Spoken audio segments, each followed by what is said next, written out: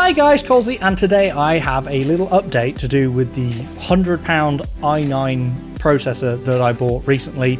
Today's video is brought to you by Audible. Audible has the world's largest selection of audiobooks as well as podcasts and exclusive originals, and today for you guys, Audible are offering a free trial for 30 days where you can receive one free audiobook of your choosing absolutely free. All you have to do is check the link in the description. If you're like me, you listen to a lot of podcasts and audiobooks when you're on the go and even maybe while you're trying to get to sleep. I know I do. I like to listen to something as I drift off into the land of dreams. Go check out Audible. Link, like I said, is in the description. Get yourself one free audiobook. Costs you absolutely nothing. Cancel anytime. But thank you, Audible, for sponsoring today's video. If you haven't seen the first video where I actually unboxed it and found whether I actually had managed to score what I thought I had scored, then go check that out first, because this is kind of like a part two. I have here the Intel i9 11900 that I did buy. It's there. You can see that it's actually in there.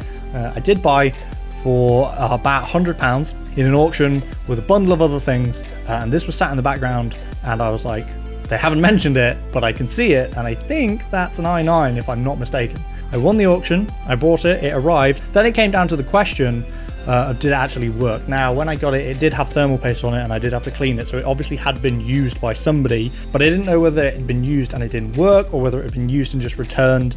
It does seem to have some sort of like Amazon almost, I'm pretty sure that says Amazon, probably an Amazon warehouse sticker. So this is an Amazon product, so I didn't know whether it had been returned for a reason or whether it had been returned because somebody maybe decided they didn't want it or it was too expensive and they changed their mind. You never know. But I didn't have the means of testing it, so I did mention in my first video my plan for getting it tested, for testing if this worked, would be to contact my friends, my peeps over at Fierce PC, and ask them if it would be okay for me to send to them. They can put it in one of their many PCs or many motherboards or whatever they have all the components to be able to test this. They have the stuff that it's going to work with, and they'll be able to slot it into a test bench or something pretty easily and be able to see if it worked. So that is exactly what I did. I got in touch with Fierce PC and they were happy for me to send it to them, and they would test it for me and let me know the results. And the results, well, they're a mixed bag, let's say. Does it work? Yes, it does work. But here's the caveat. Here's the bad news to that good news. It does work, but it throttles down its performance massively. Basically, this will pretty much instantly run itself at about 19% of what it should run at. Fierce PC sent me some screen grabs and screenshots of it running, and I'm pretty sure from looking at those, yeah, it looks like it's running significantly lower performance than it should be. So it does seem to be defective in some sort of way, which understandably why somebody would return it and why I've managed to get hold of it for £100. This is a nearly £400 CPU. I managed to get it for £100, but obviously I'm taking the risk here. It was never mentioned in the auction, let alone mentioned whether it worked. That was the risk I was taking when I bought it, and I knew that was the risk I was taking. Now, where do we go from here? I said in the first video, if it came back and it didn't work or anything, I'd just use it as like some sort of like expensive ornament or something, because my plan is that I will just sell this on and make a little bit of money off of it that I can put into other videos or do whatever with. Initially, when Fierce PC told me the news that yes, it did work, but it will throttle itself down to like 19%, which makes it pretty much unusable. Yes, it is an i9, and I assume that it's throttling to 19% because it thinks for whatever reason that it is overheating, or maybe it is overheating, but I'm not entirely sure. Either way, it's throttling itself. Yes, you have all the cores that an i9 would have, but I guess you don't have the speed that this would have because it's throttling itself so low that you wouldn't actually really be able to do anything useful on it, and it effectively is not worth what it is. It isn't what it is because it's not performing how it should. After the bad news from Fierce PC, I did start to think, what can I do with it? Because I want to make some sort of content out of it. I want to try and get, my money's worth out of it, even though I've potentially sort of wasted some money on it.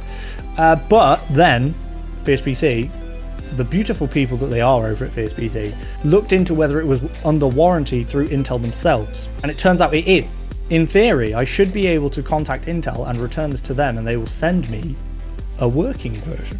So, unfortunately, this isn't the end of the tale of the £100 i9, because the next step is I'm going to have to contact Intel and try and get this replaced or repaired, or, well, I guess they're going to replace it for me. I don't know whether they try and fix these, or I don't know what they do, but I'm going to try and get this basically returned to Intel, and they'll be able to take a look at it and find that it's defective and send me a working one. So in the end, hopefully, cross fingers, I'm going to end up with a fully working, probably brand new Intel i9 11900 for £100. It truly will be an i9 11900 for £100. Obviously I haven't done it yet. I'm holding it in my hand, so I can't have possibly sent it off yet, but I'm going to have to look at how we go through that process. I think FacePC told me that it was fairly simple, and that you can actually check some sort of serial number on the CPU on an Intel site, and they tell you whether it's under warranty or not. And then I guess I can start the process of talking to Intel and getting it sent to them, and see how that goes. So I know this is only a very short update. I've given you as much an update as I can on the i9. I have it back in my possession after it being sent to FacePC, and I know now that it sort of doesn't work but sort of does work.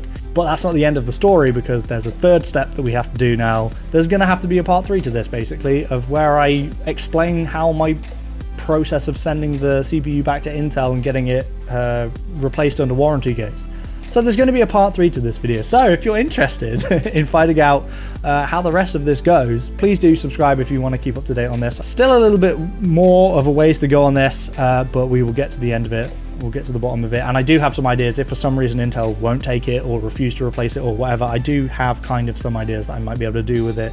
So it won't technically all go to waste. We'll find something to do with this Intel i9 and some way of making some content with it, which is what I bought it for, really. Anyway, thank you guys for watching. Please remember to like, comment and subscribe. And I guess I will catch you next time. And I'll catch you in part 3, where we find out if I can actually get this bad boy replaced. Catch you guys next time.